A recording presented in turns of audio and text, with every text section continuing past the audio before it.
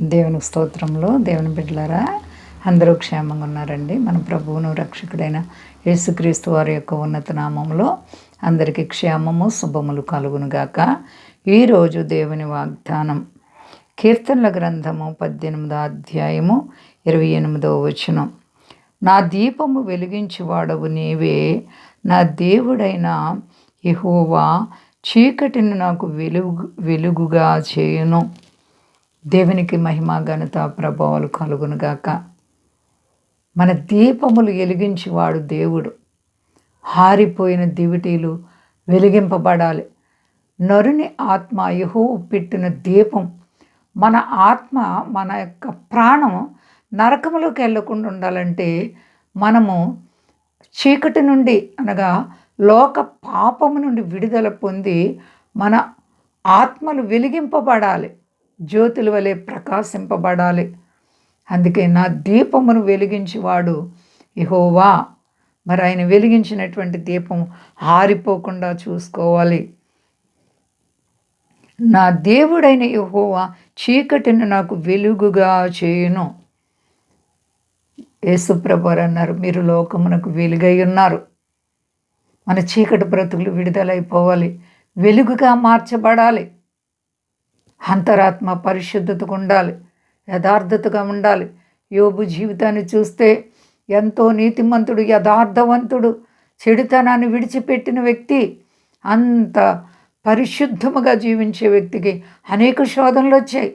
చీకటి నుంచి బయటకు వచ్చాక శ్రమలు రావని ఎవరో తలంచకండి. శ్రమలు వచ్చినా సరే దేవుడు ప్రతి కష్టంలో విడిపించగల సమర్థుడు. కాబట్టి మరి నీవు ఆయన బిడ్డగా జీవిస్తున్నావా? బలహీనత వస్తే భయపడి, అయ్యా కష్టాల్లో ఉన్నాను, ఏం చేయాలో తోచట్లేదని అధైర్యపడిపోయి కృంగిపోతున్నావేమో. అయితే నీ చీకటి నుంచి విడిపించి నిన్ను వెలుగుగా మార్చే దేవుడు, నిన్ను అనేక మందికి మరి ప్రయోజకురాలుగా ఉంచే దేవుడు. నీవు నమ్ముచున్నావా? నీ ప్రభువు నీతో ఉంటే నీకేమేలు తక్కువ కాదు. మరి యోబు జీవితంలో దేవుడు వింతలు వింతలు చేసి అంత భయంకరమైన శ్రమలలో విడిపించి రెండంతలుగా ఆశీర్వదించారు. నీవు ఆశీర్వదింపబడతావు. శోధనలు చూసి భయపడకండి, కష్టాలు చూసి అధైర్యపడకండి.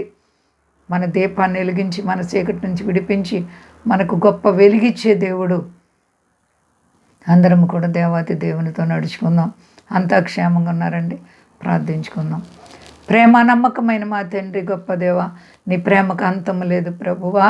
అవును మా తండ్రి, మా దీపములు వెలిగించువాడువు నీవే తండ్రి. నీ కృప వల్లే మేము ఈ రోజు వరకు క్షేమంగా ఉన్నాం ప్రభువా.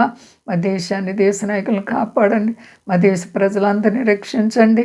సర్వ ప్రపంచాన్ని చల్లగా కాపాడండి ప్రభువా. ఎంత గొప్ప దేవుడవు తండ్రి. మాకు మీరుండగా ఏ భయం లేదు. స్వదేశాల బిడ్డలను కాపాడండి. సర్వ ప్రపంచాన్ని చల్లగా కాపాడండి. రాజాది రాజానికి వేలాది కోట్లాది స్తోత్రాలు. ముఖ్యంగా నా దేవా, రుణాలు, సమస్యలు, ఆర్థిక పరిస్థితులను ప్రతి బిడ్డలకు యేసు నామములో విడుదల కలుగునుగాక. అందరికీ క్షేమాన్నిచ్చి మహిమ పొంది శక్తి కలిసేనామని అడుగుచున్నాను తండ్రి. ఆమేన్. అందరికీ వందనాలండి. మా కొరకు పరిచయం కొరకు అందరూ ప్రార్థించండి. ప్రభువారు మిమ్ములను, మీ బిడ్డలను, మీ కుటుంబాలను దీవించి ఆశీర్వదించునుగాక. ఆమేన్.